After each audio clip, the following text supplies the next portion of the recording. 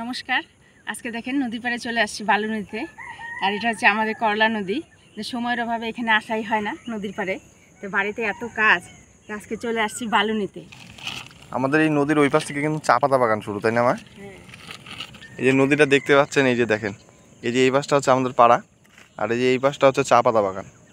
এদিকে যত দূর যাবেন শুধু বাগান আর বাগান, চা পাতা বাগানে ভরা, বিশাল চা পাতা বাগান। আমাদের জলপাইগুড়িতে জানেনই আপনারা সকলে চা পাতা চাষ হয়, তাই না মা? হয়ে যাবে না? হয়ে যাবে, ভারী আছে, থাকুক তাহলে অল্পতেই হবে। ওই দেখেন নদীর ওই পাড়ে আবার ট্রেন যাচ্ছে, এটা হচ্ছে আসাম রোড।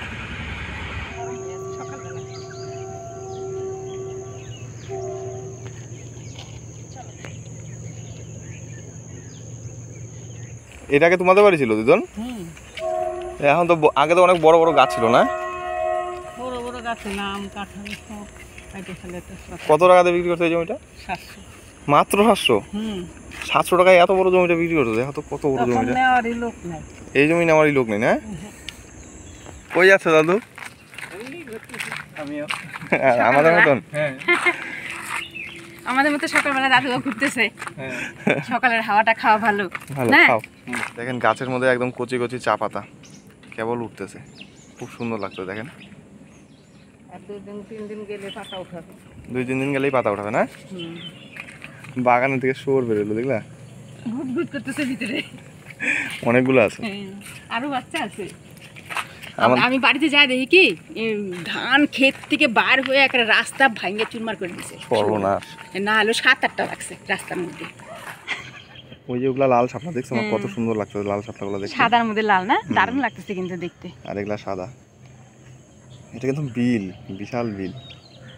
এখানটা জল অল্প আছে, তুল কয়টা মোটা মোটা দেখে। সামনে জল কম আছে, তুলবো এগুলা? হ্যাঁ তুল কয়টা মোটা মোটা। কত বুড়ি বুড়ি মাছ। মা ও বাবা, মাছও আছে, দেখো মা, সেই মাছ। মাছ তো থাকবে বিলে, মনে মাছ থাকবে না, এটা হয়। হ্যাঁ মোটা মোটা দেখেই তুল।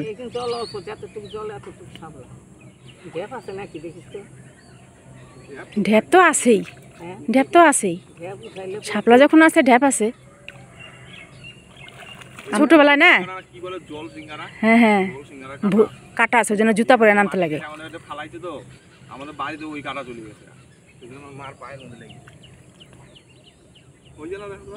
না না আরো লাগবে, ছোট না অনেক লাগবে। জলটা যখন বেশি ছিল না মা, তখন আসা দরকার ছিল, তখন শাপলাগুলো বড় বড় হইতো, বুঝছো? হ্যাঁ, এখন জলটা কমে গেছে, শাপলার ডান্টাগুলো ছোট হয়ে গেছে। হ্যাঁ, ঢ্যাপ উঠাবো? ঢ্যাপ উঠাতে গেলে সময় লাগবে, ঢ্যাপ খুঁজেই পাওয়া যাবে না, সময় করে আসতে হবে ঢ্যাপ উঠাইলে। এগুলো মোটা মোটা আছে না? ছোট হইলে হবে কি, ডাঁটাগুলো খুব মোটা না? মোটা মোটা আছে, অনেক হয়ে গেছে। এখানে কতগুলো তুলছে আমার মা, আমি এই দেখি ঢ্যাপ ঢ্যাপ বললো না দিদো না, এই যে এগুলো হচ্ছে ঢ্যাপ। এটা খই হয় না? হ্যাঁ এটা খই হয়। এই যে এটা বাড়তি হয়েছে মনে হয়, এই যে বাড়তি হয়ে গেছে না? বাড়তি গেছে, হ্যাঁ এই যে দানা দানা হয়েছে, হ্যাঁ এইগুলা থেকেই খই হয়, বুঝছিস? দিদন বলতে এগুলা খুঁড়তে। দিদন একটা ঢ্যাপ পাওয়া গেছে, বাড়তি হয়ে গেছে। এখন আর সময় নাই, অন্য সময় এসে তুলে নিব, বুঝছো?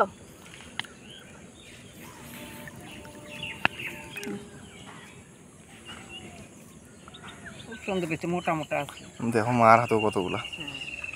মানুষে দেখে এটা কানের মধ্যে গুজো, দারুণ লাগবে দেখতে। দেখো তুমি কানছি আর আমি কানছা। কানছা রে কানছা রে, তুই তো মেরে সাথী জানা যা দিল ছড়কে। কাঞ্চা কাঞ্চের গান শুরু হয়ে গেছে। দেখেন দারুণ সুন্দর লাগতেছে না? সকালবেলা ফুটছে, একদম পুকুর ভর্তি। চলো, ওইখানে একটা দিদন বাড়ি ছিল, এটাও আমার দিদন বাড়ি ছিল। রান্নাঘর, এটা কি ছিল দিদন তোমাদের? রান্নাঘর, রান্নাঘর ছিল। এইখানে মন্ত্র ভরছে। এই বাড়িটা বিক্রি করছো কেন? এই সাপের অত্যাচারে। সাপের অত্যাচারে এই বাড়িটা বিক্রি করে দিচ্ছে আমার দিদনরা। আমার কালিদাস মা আমাকে সাপে কামড় দিছিল, সেই সাপের কামড় খায় এখান থেকে বাড়িটাই ছেড়ে দিচ্ছে। সেই সাপের উৎপাত ছিল এই বাড়িতে। মা ওই দিক দিয়ে চলে গেল বাড়িতে, তো মাকে বললাম যে মা সকালবেলা চাটা খেয়ে যাও, তারপরে না আমি পরিষ্কার হয়ে আসি। তো মা একটু পরে আসবে। তো আজকে এই শাপলা দিয়ে শাপলা বটি হবে, তার সাথে নদীর পাড় থেকে যে বালিটা নিয়ে আসলাম, বালির ভিতরে 3 বাড়িতে করে ভাপা করব, চিকেন ভাপা। তো সম্পূর্ণ ভিডিওটা দেখতে থাকেন, আশা করি আপনাদের সকলেরই খুব ভালো লাগবে।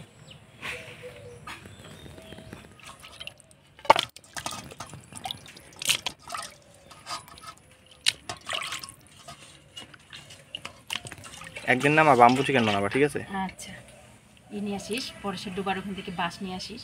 ঠিক আছে, ফাঁপা দেখে নিয়ে আসবি, মোটা দেখে নিয়ে আসতে মোটা হবে। দেখে ওটা আমরা বানাবো।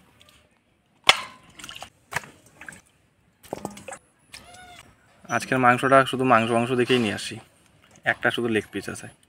হ্যাঁ, একটা হাড়টা কমই আছে। ভাপা করবা না, এই জন্যই নিয়ে আসি। ভালো, আমি বালিটা গরম বসা দিছি, তো বালিটা একটু ভেজা ছিল। মাংসটা এখানে পরিষ্কার করে আমি ধুয়ে নিছি। এবার মশলা দিয়ে মাখাই নেব। পেঁয়াজ বাটা, রসুন বাটা, ধইনা জিরা বাটা, আদা বাটা, গরম মশলা বাটা, লঙ্কা বাটা, টমেটো কুচি, দিয়ে দেবো 1 ফালটি লেবুর রস। লেবুটা তো দারুণ রস মা। পাকা সেই রস হয়েছে। এখন হলুদ, লবণ, দিয়ে দিব সরষের তেল। এবার ভালো করে মাখাই নেব।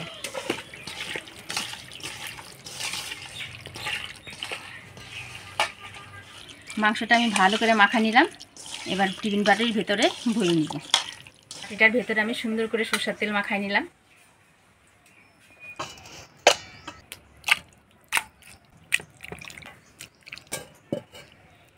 কয়েকটা কাঁচা রসুনের কোয়া এর উপর দিয়ে দেবো কয়েকটা কাঁচা লঙ্কা। এবার ঢাকা দিয়ে দিব। এবার এই টিফিন বাটিটা আমি গরম বালির ভিতরে দিয়ে দিব। একদম আমি বালিগুলো দিয়ে দিচ্ছি। এবার বাটিটা তো কড়াইয়ের মধ্যে ঢুকাই দিলে পুরোপুরি। এবার আধা ঘন্টা জাল দিয়ে নিব, তো বালিটাও গরম হয়ে যাবে আর আস্তে আস্তে মাংসটাও সিদ্ধ হয়ে যাবে।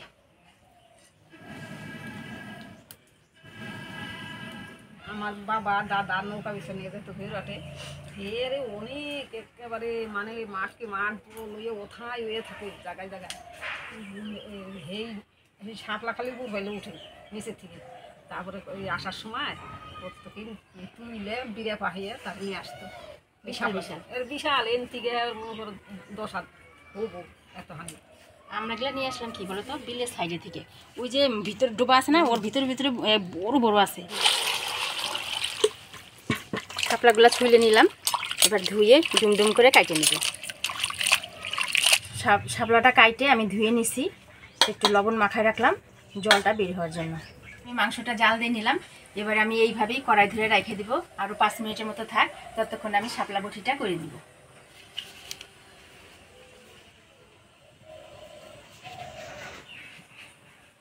শুকনো লঙ্কা ফোড়ন দিব, দিয়ে দিব কালো জিরা। এ দেখেন শাপলাটা আমি লবণ দিয়ে মাখায় রাখছিলাম, কতটা জল উঠছে। এবার এই শাপলাগুলো দিয়ে দিব।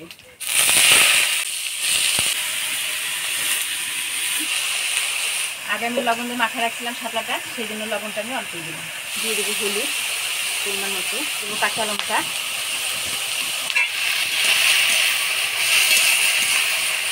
কিছুক্ষণ ঢাকা দিয়ে দেবো।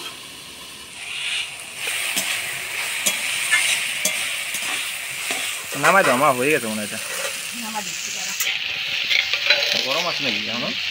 গরম থাকবেই। দেখো বটি রান্না হয়ে গেছে, এবার নামিয়ে নিব।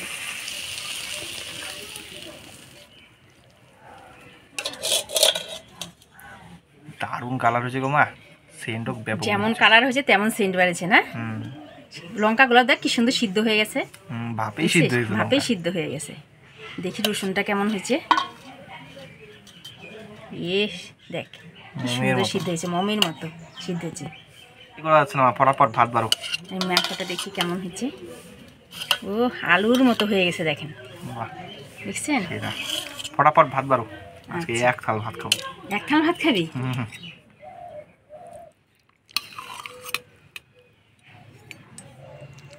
দিদন হচ্ছে মাংস খায় না, তো দিদনকে বলছি দিদন আজকে আইসো, আজকে একটু অন্যরকম করে মাংস রান্না হবে, আজকে খাই দেখো সেই টেস্ট হবে। তো দিদন তো মাংস খায় না, আজকে বলছি তোমাকে জোর করে আমি খাওয়াবো। জোর করে খাওয়ানোর কথা বলছি, দিদন ভয়ের চোটে আসেই নি আজকে। মুরগির মাংস খাইতে পারে না দিদন। আগে একটু শাপলা উঠে দেখাই দেখি।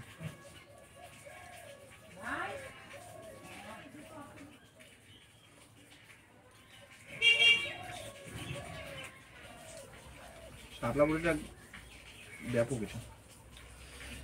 মাংসর দিকে আমার নজর, কিন্তু সত্যি কথা বলতে গেলে শাপলা বড়িটাও দারুণ হয়েছে, একদম একদম গলে গেছে। টাটকা শাপলা তুলে নিয়ে আসলাম, ভালো তো লাগবেই।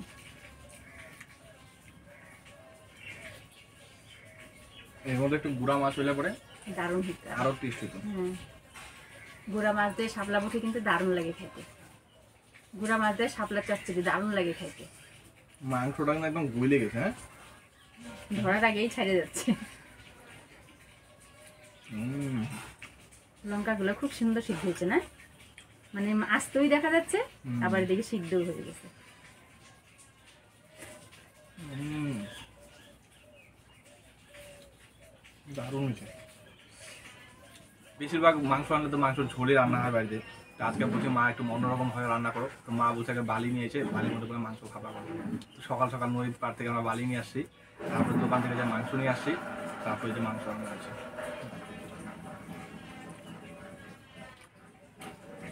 দারুণ হয়েছে মাংসটা,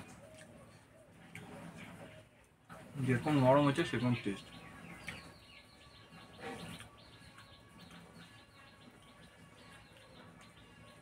আজকের এই ভিডিওটা আপনার কেমন লাগলো অবশ্যই কমেন্ট করে জানাবেন। ভিডিওটা ভালো লাগলে লাইক করবেন। দেখা হচ্ছে পরবর্তী ভিডিওতে। ভালো থাকবেন, সুস্থ থাকবেন। টাটা।